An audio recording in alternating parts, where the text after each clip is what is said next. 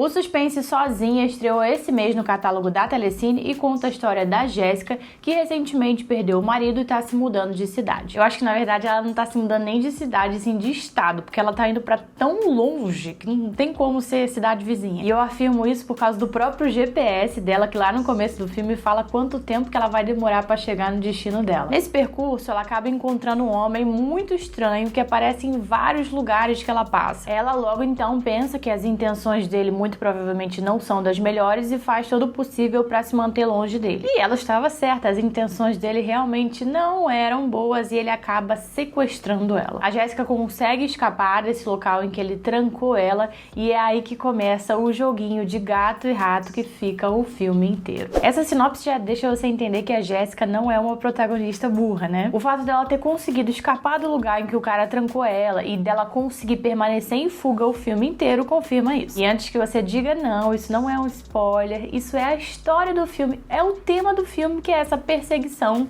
esse jogo de gato e rato que eles ficam um filme inteiro. E eu sempre faço muita questão de elogiar os filmes que trazem personagens e principalmente protagonistas inteligentes, porque afinal de contas não é todo filme de terror e de suspense que consegue fazer isso, porque é muito mais fácil você criar uma cena perigosa colocando um personagem para ter alguma atitude burra do que um personagem tendo uma atitude sensata. E olha, de burra Jéssica não tem nada não. Óbvio que eu não vou dizer que ela é super inteligente 100% do tempo, até porque seria humanamente impossível devido à situação que ela tá. Ninguém teria uma mente para pensar em todas as possibilidades mais inteligentes, mas dentro das possibilidades dela, ela age muito bem mesmo. E eu digo isso ao longo de todo o filme, mas principalmente no início, porque logo de cara ela já percebe que as intenções dele podem não ser tão boas, mesmo que ele demonstre outra coisa, porque ele se faz de bonzinho, né? Conversinha, querendo se aproximar, como se ele não tivesse outras intenções, mas ela logo capta isso.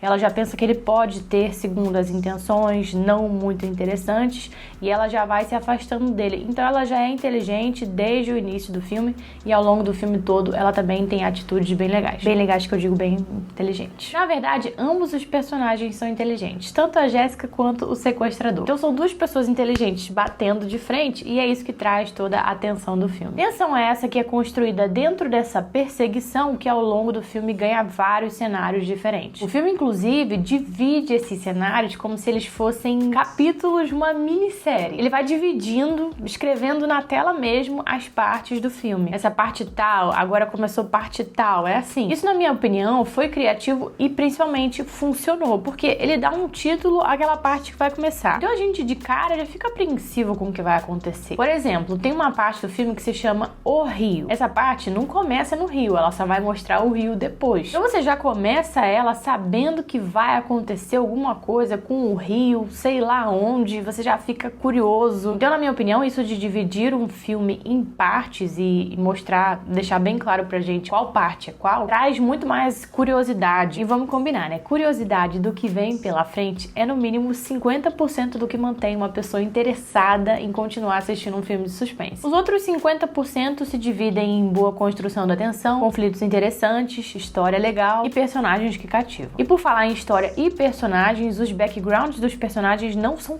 tão explorados assim. A gente conhece minimamente a vida da Jéssica e do sequestrador, que são basicamente os únicos personagens do filme. Da Jéssica, a gente sabe isso que eu falei do marido lá no começo do vídeo, na sinopse. Isso já é o suficiente para justificar a viagem dela e justificar também o jeito que ela é, porque ela é uma pessoa muito traumatizada e isso já fica muito claro pra gente desde o início do filme. Inclusive, muitas palmas pra atriz Jules Willcox, que representou muito bem esse trauma que ela tem. Ficou muito estampado assim no rosto da Jéssica desde o início, que ela tem algum trauma, que ela não tá bem. Inclusive, isso foi uma anotação que eu fiz lá no comecinho do vídeo. A personagem está claramente traumatizada. Isso sem saber da história direito, porque eu, antes de assistir o filme, não vi o trailer. Eu li uma sinopse assim, bem fininha. Então eu não sabia muita coisa da história e logo que o filme começou eu já vi de cara essa mulher tá traumatizada com alguma coisa. Então a bicha é brava. E do sequestrador a gente conhece menos ainda, tanto que eu nem me lembro o nome dele. Em relação ao que a gente descobre da vida dele, eu não vou me aprofundar muito porque isso seria dar spoilers,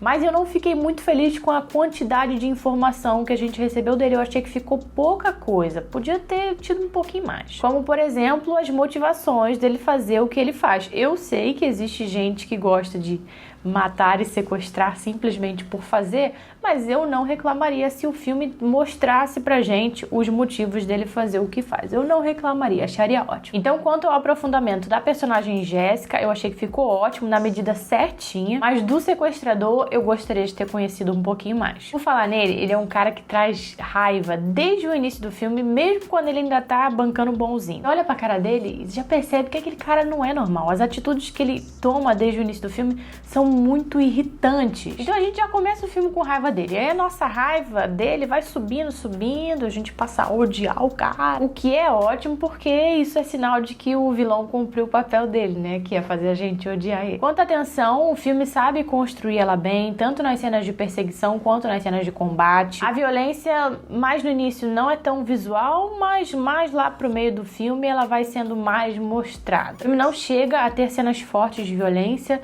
talvez algumas cenas de ferimentos possam te dar um bom nervosinho, mas cena forte de violência explícita não tem. Esse filme me lembrou 2 filmes que eu já fiz crítica aqui no canal.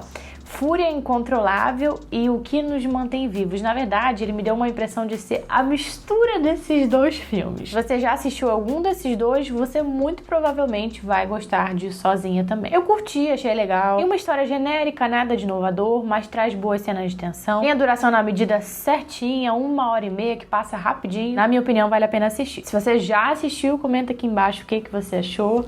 E se você ainda não é inscrito aqui no canal, eu não entendo.